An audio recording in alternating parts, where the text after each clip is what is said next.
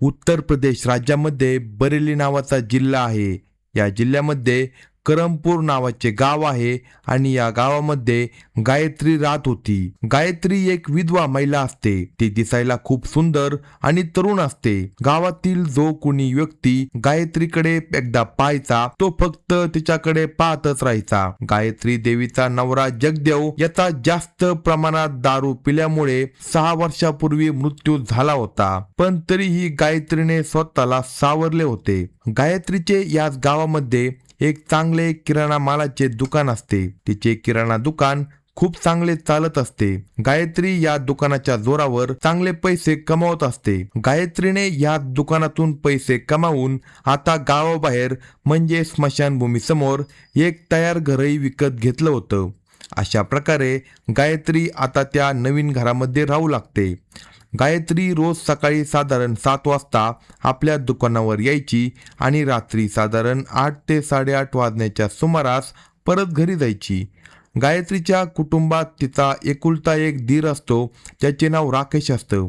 राकेश असा मुलगा असतो की तो एका डोळ्याने आंधळा असतो. त्याचा रंग खूप काळा असतो. त्याच्या चेहऱ्याची ठेवणही काही विशेष चांगली नसते. त्यातल्या त्यात भर म्हणजे राकेशला दारू पिण्याची सवय असते. फक्त दारू पिण्याच्या सवयीमुळेच गायत्री आपल्या या दिराला पसंत करत नव्हती. परंतु राकेश असा माणूस असतो, त्याला स्त्रियांची खूप आवड असते. तो आपली वहिनी गायत्रीकडे नेहमी वाईट नजरेने पाहत असायचा. गायत्रीच्या कुटुंबात तिची सासू असते, जिचं नाव सुधा असतं. सुधा नेहमी घरी राहत असायची.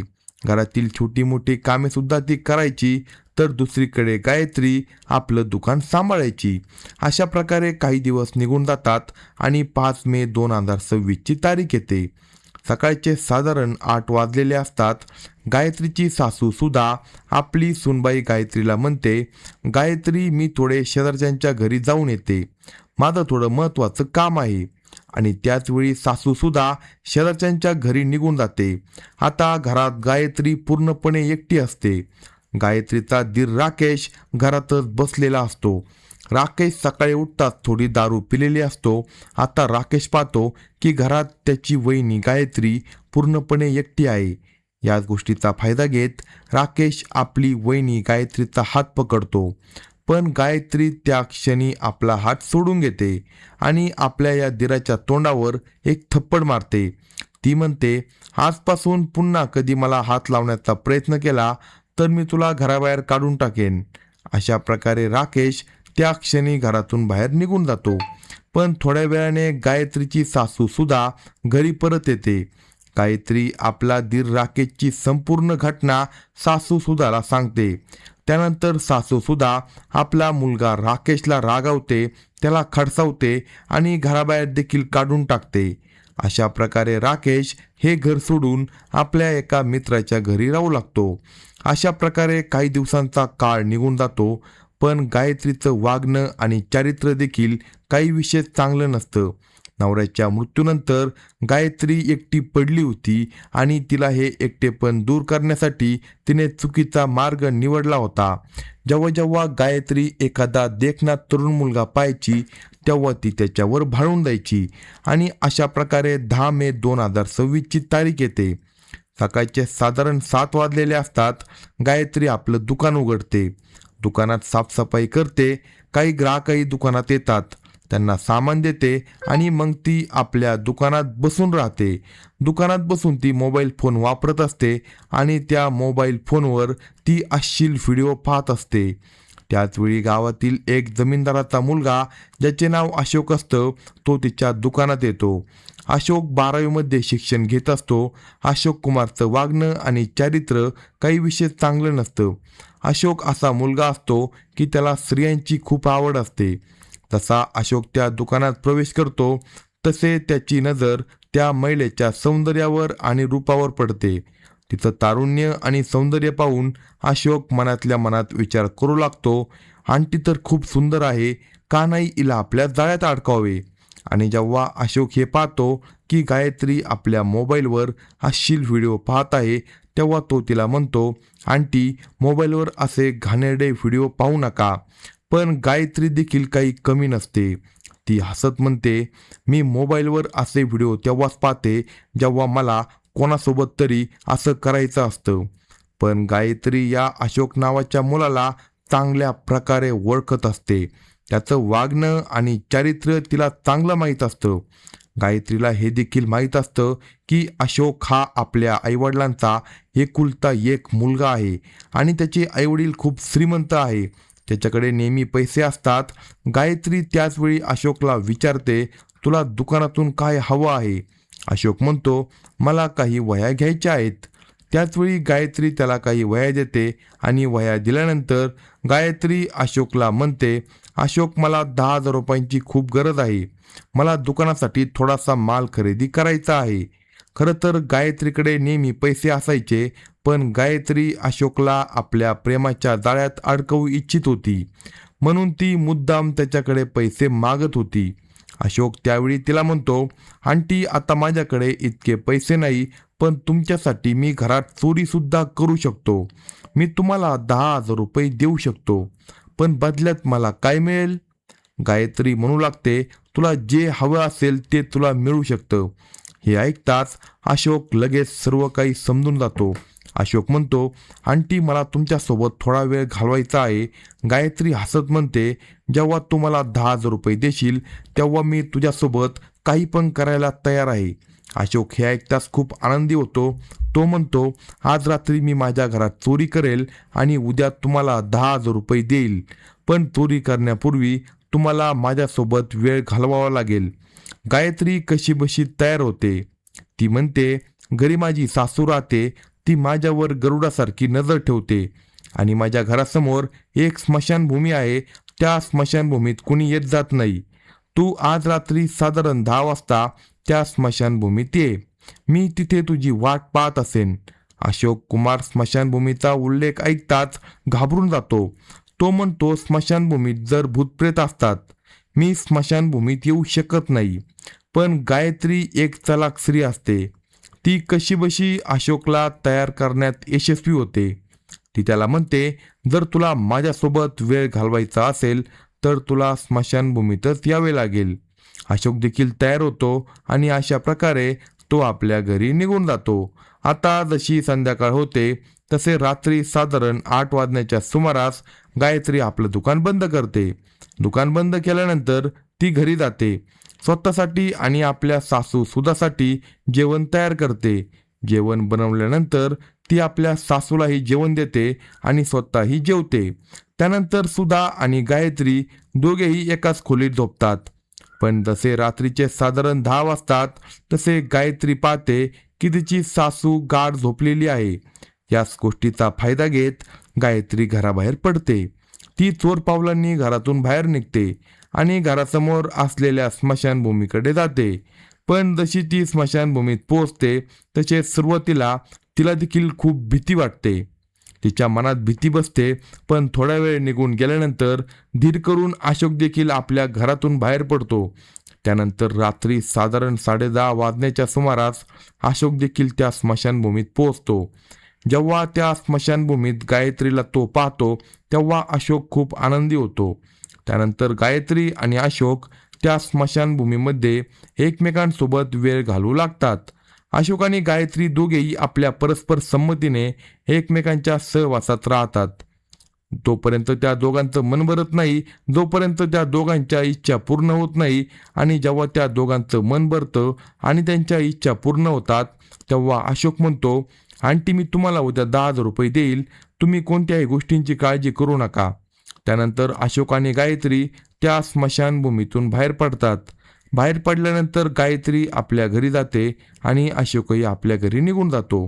पण गायत्रीला माहीत नसतं की भविष्यात त्या स्मशानभूमीत तिच्यासोबत नेमकं काय काय घडणार आहे. अशा प्रकारे संपूर्ण रात्र निघून जाते आणि दुसरा दिवस उजाडतो. सकाळचे साधारण 7 वाजलेले असतात. गायत्री आपल्या घरी जेवण बनवते. त्यानंतर आपली सासू सुधा देवीला ते खायला देते आणि ती स्वतः देखील जेवते आणि मग आपल्या दुकानाकडे ती निघते. दुकान उघडलं जातं. दुकानाची साफसफाई केली जाते. त्यानंतर काही ग्राहक दुकानात येतात, सामान खरेदी करतात आणि आपापल्या घरी परत जातात. पण गायत्री पुन्हा दुकानात बसते. ती आपला मोबाईल फोन उघडते आणि त्या मोबाईलमध्ये ती अश्लील व्हिडिओ पाहू लागते. त्याचवेळी गायत्रीची सासू सुधाता आपली सूनबाई गायत्रीला फोन येतो. ती म्हणते, आपल्या घरातील विजेच्या तारांना आग लागली आहे, तू लवकर घरी ये. हे ऐकताच गायत्री घाईघाईने आपलं दुकान बंद करते आणि थेट घरी जाते. घरी गेल्यानंतर ती पाहते की घरातील विजेच्या फिटिंगला आग लागलेली असते. विजेच्या अनेक तारा जळून गेलेल्या असतात. त्यानंतर गायत्री लगेच एका इलेक्ट्रिशियनला फोन करते. त्या इलेक्ट्रिशियनचं नाव रघु असं असतं. रघु असा मुलगा असतो की त्याला स्त्रियांची खूप आवड असते. तो नेहमी महिलांकडे वाईट नजरेने पाहत असायचा आणि जसे गायत्री रघुला फोन करते तसं ती त्याला म्हणते, आपल्या घरातील सर्व विजेच्या तारा जळून गेल्या आहेत, तू येऊन त्या दुरुस्त करून दे. तेव्हा रघु म्हणतो, मी 10 मिनिटातच तुमच्या घरी येतो. त्यानंतर रघु आपल्या दुकानातून मोटारसायकल घेऊन थेट गायत्रीच्या घरी पोहोचतो. रघु पाहतो की घराच्या समोरच स्मशानभूमी आहे. स्मशानभूमी पाहून तो थोडा घाबरतो, पण तरीही धीर करून तो घरामध्ये प्रवेश करतो. रघु घरात शिरतो तेव्हा त्याला दिसतं की सुंदर गायत्री घरामध्ये बसलेली आहे. ती विजेच्या तारांकडे पाहत असते. तेव्हा गायत्री म्हणते, रघु, आमच्या विजेच्या तारा लवकर दुरुस्त करून दे, त्यांना आग लागली आहे. रघु म्हणतो, काही हरकत नाही, मी त्या दुरुस्त करतो. रघु तिच्याकडे वरपासून खालपर्यंत पाहत राहतो आणि विजेच्या ताराचं काम सुरू करतो. साधारण अर्धा तास निघून गेल्यानंतर रघु घरातील सर्व तारा दुरुस्त करून टाकतो. त्यानंतर तो गायत्रीला म्हणतो, घरातील तारा आता पूर्णपणे ठीक झाले आहे. पण गायत्री त्याला विचारते, तुझे किती पैसे झाले? तेव्हा रघु म्हणतो, मला 500 रुपये द्या. त्यानंतर गायत्री त्याच्याकडे 500 रुपये घेऊन येते. तोपर्यंत तिची सासू सुद्धा शेजारच्यांच्या घरी गप्पा मारण्यासाठी गेलेली असते आणि याच गोष्टीचा फायदा घेत रघु अचानक गायत्रीचा हात पकडतो. जसा गायत्री देवीचा हात पकडला जातो तशी गायत्री हसते. हात पकडण्याची काही गरज नाही, मलाही तुझ्यासोबत वेळ घालवायचा आहे. हे ऐकताच रघु म्हणतो, मला देखील तुझ्यासोबत थोडा वेळ घालवायचा आहे. आता दोघांची योजना ठरते. त्यानंतर गायत्री म्हणते, आज रात्री माझ्या घरासमोरील स्मशानभूमीत ये आणि येताना काही पैसे देखील घेऊन ये. जसा पैशांचा विषय निघतो तसा रघु विचारतो, मी किती पैसे घेऊन येऊ? तेव्हा गायत्री म्हणते, मला 5,000 रुपयांची गरज आहे. 5,000 रुपयात काम होईल? रघु म्हणतो. ती म्हणती, काही हरकत नाही, मी रात्री साधारण 10 वाजता स्मशानभूमीत पोहोचेन. हे ऐकताच गायत्री खूप आनंदी होते. ती मनात विचार करू लागते, मी आधीच एका मुलाला माझ्या प्रेमाच्या जाळ्यात अडकवलं आहे आणि आता या इलेक्ट्रिशियन रघुलाही अडकवलंय, तोही मला पैसे द्यायला लागेल. अशा प्रकारे रघु त्या घरातून निघून जातो. पाहता पाहता संध्याकाळ होते, रात्र होते. रात्री जेवण झाल्यानंतर सुधा आणि गायत्री एकाच खोलीत झोपतात आणि जसे रात्री साधारण 10:30-11 वाजतात तसा गायत्री रघुला फोन करते. ती त्याला म्हणते, रघु, तुला स्मशानभूमीत यावं लागेल. रघु म्हणतो, मी स्मशानभूमीत लगेच येतो. अशा प्रकारे गायत्री घराबाहेर पडते आणि स्मशानभूमीत जाऊन बसते. 10 ते 15 मिनिटं उलटून जातात, पण तरीही रघु स्मशानभूमीत पोहोचत नाही. त्यानंतर गायत्री पुन्हा रघुला फोन करते. ती म्हणते, तू लवकर स्मशानभूमीत ये. पण रघु आता स्पष्टपणे नकार देतो. रघु म्हणतो, मी स्मशानभूमीत येणार नाही, मला स्मशानभूमीची भीती वाटते. अशा प्रकारे तो तिचा फोन कट करतो. पण जसा फोन कट होतो, कुणीतरी त्याच वेळी गायत्रीला मागून पकडलेलं असतं. तिच्या तोंडावर त्याने हात ठेवलेला असतो. भीतीमुळे गायत्री लगेच बेशुद्ध पडते. त्यानंतर तो व्यक्ती तिला उचलून जवळच्या शेतात घेऊन जातो आणि शेतात गेल्यानंतर तिच्या अंगावरील कपडे एक एक करून काढू लागतो. गायत्री बेशुद्ध अवस्थेत असल्यामुळे तिला काही समजत नाही. बराच वेळ निघून गेल्यानंतर ती व्यक्ती तिथून निघून जाते. तर दुसरीकडे गायत्री बेशुद्ध अवस्थेत पडलेली असते. काही तास उलटून जातात. रात्री साधारण 2:30 वाजण्याच्या सुमारास गायत्रीला शुद्ध येते. ती पाहते की तिच्या अंगावर एकही कपडा नाही. तिचे कपडे दूर दूर पडलेले असतात. स्वतःची अशी अवस्था पाहून ती आता घाबरून जाते आणि लगेच अंदाज बांधते की तिच्यासोबत काहीतरी चुकीचं घडलं आहे. दुसऱ्या क्षणी ती विचार करू लागते, या स्मशानभूमीत कुणी येत जात नाही. दूरपर्यंत ना कुणी माणूस राहतो ना कुणी दिसतो. या विचारामुळे तिचं लक्ष आता भूताप्रेतांच्या गोष्टीकडे जातं, कारण ती स्मशानभूमीत आलेली असते. गायत्री मनात विचार करू लागते, आज रात्री माझ्यासोबत एखाद्या भूतप्रेतानेच काहीतरी चुकीचं केलं असावं. असा विचार करत करत ती घाईघाईने कपडे घालते आणि रात्री आपल्या घरी परतते. पण त्या रात्री तिला अजिबात झोप येत नाही. ती पूर्णपणे रात्रभर जागी काढते आणि दुसरा दिवस उजाडतो. सकाळी गायत्री त्या दुकानात जाते ना घरातील काम करते. तेव्हा सुद्धा तिला म्हणते, गायत्री, तू दुकानात गेली नाही ना घरची कामे केली नाही, नेमकं तुला काय झालंय? अशी कोणती गोष्ट आहे? तेव्हा गायत्री म्हणते, आई, आज माझी तब्येत ठीक नाही म्हणून मी दुकानात गेले नाही. आज माझ्याकडून घरची कामे सुद्धा होणार नाही. त्याचवेळी सासू सुद्धा गायत्रीला म्हणते, गायत्री, मला माझ्या माहेरी जायचंय. 8 वर्ष झाली मी माझ्या माहेरी गेले नाही आणि आज मला माझ्या माहेरी जायचं आहे. गायत्री म्हणते, काही हरकत नाही आई, पण लवकर घरी परत या. त्यानंतर सासू सुद्धा सून गायत्रीला म्हणते, मी 3-4 दिवसात परत घरी येईन, पण तू स्वतःची काळजी घे आणि घराची देखील काळजी घे. तशी रात्री नेहमीची दरवाजा बंद करून झोप. तेव्हा सासू सुद्धा हे बोलणं ऐकते. तेव्हा गायत्री म्हणते, आई, तुम्ही जा. अशा प्रकारे साधारण अर्धा तास निघून गेल्यानंतर सुद्धा घराबाहेर पडते आणि आपल्या माहेरी निघून जाते. गायत्री मात्र दिवसभर एकाच गोष्टीचा विचार करत असते. तिच्या मनात सतत हाच विचार चालू असतो की काल रात्री तिच्यासोबत काहीतरी चुकीचं घडलंय. तिच्या डोक्यात सतत हेच विचार फिरत असतात. पण गायत्रीला हे माहीत नसतं की पुढे तिच्या समोर आणखी काही मोठ्या घटना घडणार आहेत. अशा प्रकारे पाहता पाहता संपूर्ण दिवस निघून जातो. संध्याकाळ होते. गायत्री स्वतःसाठी जेवण बनवते, जेवण करते आणि रात्रीची वेळ होते. त्या रात्री गायत्री घरामध्ये एकटी बसलेली असते. ती घराचा मुख्य दरवाजा बंद करते आणि आपल्या खोलीमध्ये जाऊन झोपते. जसा रात्री साधारण 11 वाजतात तसे घराचा दरवाजा उघडल्याचा आवाज येतो. कुणीतरी घराच्या आत प्रवेश करतो. गायत्री झोपेमध्ये असते आणि त्यानंतर काही वेळातच ती बेशुद्ध अवस्थेत जाते. तिला काय घडलं आहे याची काही जाणीव राहत नाही. रात्र पुढे सरकत राहते आणि जेव्हा पहाटे साधारण 3:30 ते 4 वाजण्याच्या सुमारास गायत्रीला जाग येते, तेव्हा ती स्वतःची अवस्था पाहून हादरून जाते.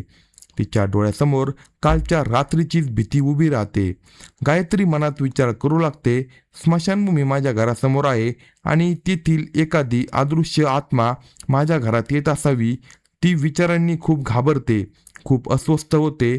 तिला झोप देखील येत नाही, पण तिला अजूनही सत्य माहीत नसतं. अशा प्रकारे तिच्या मनात भीती वाढत जाते आणि दिवसामागून दिवस जात राहतात. ती आता पूर्वीसारखी राहत नाही. ती दुकान उघडत नाही. ती फारशी घराबाहेर पडत नाही. बहुतेक वेळा ती घरातच शांत बसून राहते.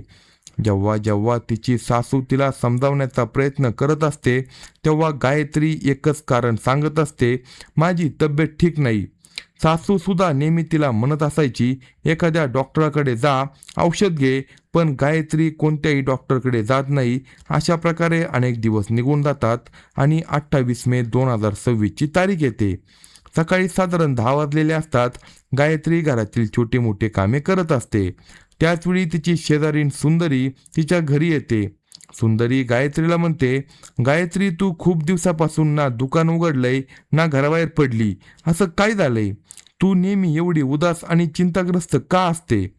तुझी सासू सुधाने मला सांगितलं की तू खूप उदास असते, म्हणूनच मी तुझी विचारपूस करण्यासाठी आले आहे. सुंदरी आणि गायत्री या एकमेकींच्या चांगल्या शेजारणी असतात आणि त्या दोघी चांगल्या मैत्रिणी सुद्धा असतात. हे ऐकताच गायत्री रडू लागते. ती आपली शेजारीण सुंदरी समोर सर्व दुःख व्यक्त करू लागते. गायत्री आपली शेजारीण सुंदरी समोर रडू लागते. ती सुंदरीला म्हणते, माझ्यासोबत रात्रीच्या वेळी चुकीच्या गोष्टी घडतात. माझ्या घरात एखादी आत्मा येते आणि माझ्यासोबत गैरप्रकार करून निघून जाते. हे ऐकताच सुंदरी म्हणते, तुझ्यासोबत असं कधीपासून घडत आहे? गायत्री म्हणू लागते, एका रात्री मी स्मशानभूमीत गेले होते.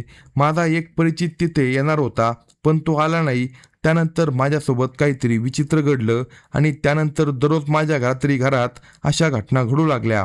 प्रत्येक रात्री कुणीतरी येतं आणि नंतर निघून जातं. सुंदरी तिच्या सर्व गोष्टी काळजीपूर्वक ऐकते आणि मग म्हणते, गायत्री, तुझ्या घरात कोणतीही अदृश्य शक्ती नाही आणि स्मशानभूमीत काही नाही. माझ्या मते तुझ्या घरात एखादा माणूस येत असावा आणि तोच हे सर्व करत असावा. पण गायत्री सुंदरीच्या या बोलण्यावर अजिबात विश्वास ठेवत नाही. ती म्हणते, नाही सुंदरी, माझ्या घरात नक्कीच काहीतरी अदृश्य शक्ती येते आणि तीच माझ्यासोबत हे सर्व करते.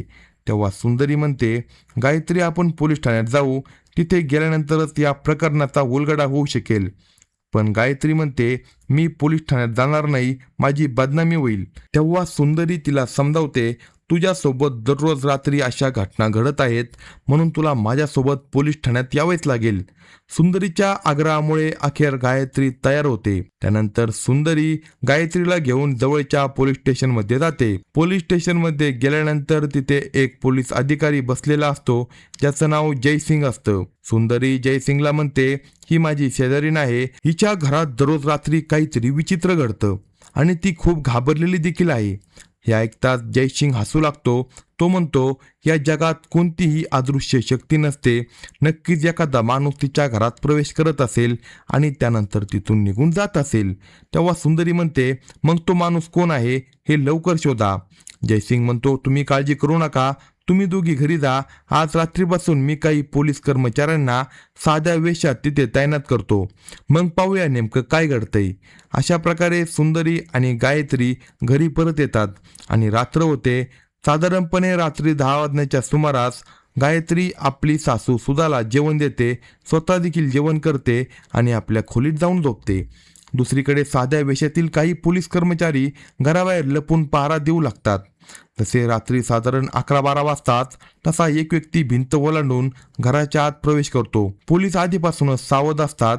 त्या क्षणी ते घरात प्रवेश करतात आणि त्या व्यक्तीला पकडण्यात ते यशस्वी होतात. तो व्यक्ती दुसरा तिसरा कोणी नसून गायत्री देवीचा दीर राकेश असतो. राकेशला ताब्यात घेतलं जातं. आता त्याला पोलीस ठाण्यात नेलं जातं. तिथे त्याची चौकशी केली जाते. पोलीस त्याला विचारतात, तू घरात प्रवेश कसा करतो आणि हे सर्व नेमकं कसं करत होता. तेव्हा राकेश सर्व सत्य सांगू लागतो. राकेश पोलिसांना सांगतो, माझ्या वहिनीचं वागणं काही चांगलं नव्हतं. ती अनेक मुलांसोबत वेळ घालवत असायची. एका रात्री मी तिला एका मुलासोबत स्मशानभूमीत जाताना पाहिलं. त्या दिवसापासून मी तिच्यावर लक्ष ठेवू लागलो. मला तिच्यासोबत राहायचं होतं, म्हणून मी घरात प्रवेश करायला सुरुवात केली. मी तिला बेशुद्ध करणारं इंजेक्शन द्यायचो, त्यामुळे ती बेशुद्ध व्हायची आणि त्यानंतर मी तिचा गैरफायदा घेत असायचो. राकेश सर्व गोष्टी कबूल करतो. त्याचे संपूर्ण सत्य बाहेर येते. त्यानंतर पोलीस त्याच्या विरुद्ध गुन्हा दाखल करतात आणि चार्जशीट देखील तयार होते. पुढे न्यायालय त्याला कोणती शिक्षा देईल हे भविष्यातच ठरणार होतं. अशाच नवनवीन स्टोरी ऐकण्यासाठी कलम 302 या मराठी चॅनलला सबस्क्राईब करा आणि आपल्या प्रतिक्रिया कमेंट बॉक्समध्ये कळवा.